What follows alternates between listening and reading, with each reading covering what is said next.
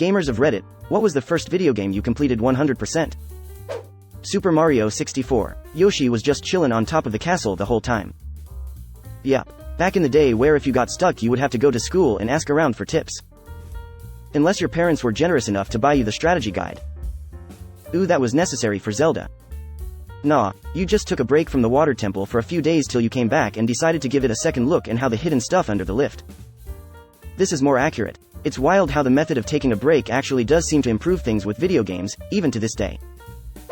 The Legend of Zelda. We had a book in my house of games my brother and I beat, and while he had dozens of games I didn't have much besides the two-player games like Contra or Chip and Dale Rescue Rangers. So for Christmas my dad gets The Legend of Zelda for us as a family. We each took a save file which was so new to us at the time. I watched as my brother and father grew frustrated with the game and abandoned it for easier games, or rather games they understood. For some reason the game filled me with determination, and reading the booklet made me realize I had to play smart, and so I had a small marble notebook with all sorts of Zelda notes and reminders. Seeing my progress get beyond my brothers was amazing.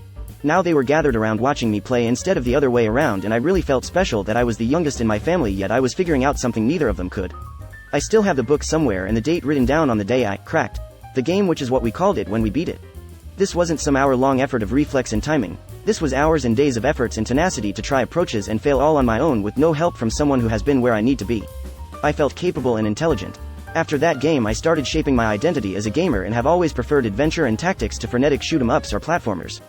Which made my game choices very outside the box, and I was then the person in my house to go to when they needed help fighting Tonberries or picking a school of magic in Saga Frontier. It felt good. This was a nice read. Thanks for sharing. Marvel's Spider-Man. I'm not one to 100% games. I just don't care to put in that much effort. I want to enjoy my games without having a goal outside of the story. But Spider-Man has always been my favorite superhero, and I wanted to get everything out of that game that was put into it. Same. Unfortunately, once I completed it I was so burned out on the game I lost all motivation to ever play it again. I tried Miles Morales, and couldn't do it. I ruined the game for myself, lol. Kinda the same, too. I get an itch to play them again. I play a couple days, but I just can't get back into them. Pokemon Blue, I think. What would you consider a 100% of a Pokemon game though? Beating all the bosses doesn't seem enough, there's just so much to do. Gotta catch them all. And print your certificate. Doom on Windows 95. I was 30. Same here. I wasn't 30, but finishing that final level was fucking awesome. The original Doom, Duke Nukem, and Wolfenstein on PC all hold special places in my heart. Super Mario World. The day I learned about 96 exits from a strategy guide in the late 90s is the day I felt like I'd never really beaten Super Mario World. GoldenEye. Oh, yup, this is it for me too. Took me a while to think back through the years. There were other games that I finished, but this was the first game with unlocks that actually had to be completed. I just can't count Super Mario Bros. And Sonic is something I 100% ed, when there's nothing to complete other than the levels. That golden gun set a standard for games to come. Actually, not a single one. I mean, I beat Undertale once, but that's one of many endings, what means it's not 100% I guess. Honestly, that's how it should be for most people. 100%ing a game usually involves grinding it until it isn't fun anymore, and that's just an awful experience. Often people are motivated by the belief that it's what sets them apart as being a true fan. I hope I can instill in my kids that you can enjoy something without having to prove it to anyone, and that includes yourself. Greater than 100% a game is usually involving grinding it until it isn't fun anymore. I did this with one of the Silent Hill games, either Downpour or Homecoming, insert obligatory. Those games weren't fun to begin with anyway, har har. Joke here. The game in question had multiple endings based on choices made at key moments during the story. I just save scummed it, by making sure I made a new save at each pertinent moment, and then after getting one ending I went back and methodically worked my way through the endings over a couple of days.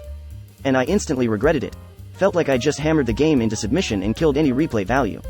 Next game I did 100%, over a decade later, was the Resident Evil 3 remake. I took my time on that one, made it last a couple of months instead of a couple of days. I've been making the Resident Evil 2 remake last about 3.5 years now. Maybe one day I'll actually finish off the last couple of bits I need, lol. Plants vs. Zombies Story Mode. Based. TESIV. Oblivion. Do you 100% ed Oblivion? How long did that take? That's like a decade-long commitment. Probably meant 100% achievements, which isn't that hard in those games since it's like all quest-based and straightforward edit. Looks like they actually meant 100% of the game. Congrats to them. It was the only game I played. Back then I didn't got money for new games and was terrible using computer to download cracked games. Bloodborne, including the DLC. My first was DS2. Super Mario Sunshine, and I'll never do it again because fuck blue coins. Still stands out as one of my favorite games of all time. Not sure why, it just really struck a chord with me. The atmosphere was like being on vacation. And the stress and frustration caused by the insanely difficult challenges was like being on vacation with my parents. Probably Putt-Putt. Pajamas Sam 2 for me. Not a gamer, but missed. I was visiting my boyfriend at the time, but he had to work all day so he left me with that. That's all I did all day while he was working, and I finished it by the time he was done his work at the end of the day. Always thought I'd get the other ones, but it never happened. I never played Myst, but I watched others play. My sister was super into it for a while. My impression was that it was rather more in-depth and most puzzles took a while to put together the clues to solve. And you speed ran Myst in a day. Maybe my recollection is off, but it sounds like you're some kind of not a gamer prodigy. It's been a long time, and honestly I don't think I could do it again. My brain's not what it used to be. But yes, it was a lot of puzzles. Visual puzzles, sound puzzles. It was all about connecting the dots. Honestly, I think the reason I got through it in a single run was because I had never seen anything like it and was so fascinated. Once I accomplished one task I had to see what was next. Legend of Zelda: Ocarina of Time. Super Metroid. Did you get a save file with 100% in under 2 hours? I should still have mine saved on my SNES cart. I don't have a SNES anymore, but still have the cart. Contra. Same. 1988, Super Mario Bros. I was 11, I was playing for hours in my room, finally beat it at 1:30 a.m. I was so proud that I woke up my mom to tell her the good news. ROFL, in retrospect it probably wasn't a good decision, but made for a memorable night. Super Mario Bros. First for me too, followed later by Legend of Zelda. Oh, and Contra either right before it after. After that it's a blur. Well, until BOTW, which was an outstanding game to play through. GTA V on the 360. Legend of Zelda: A Link to the Past. Still the ultimate 2D Zelda, the ultimate dungeon crawling experience.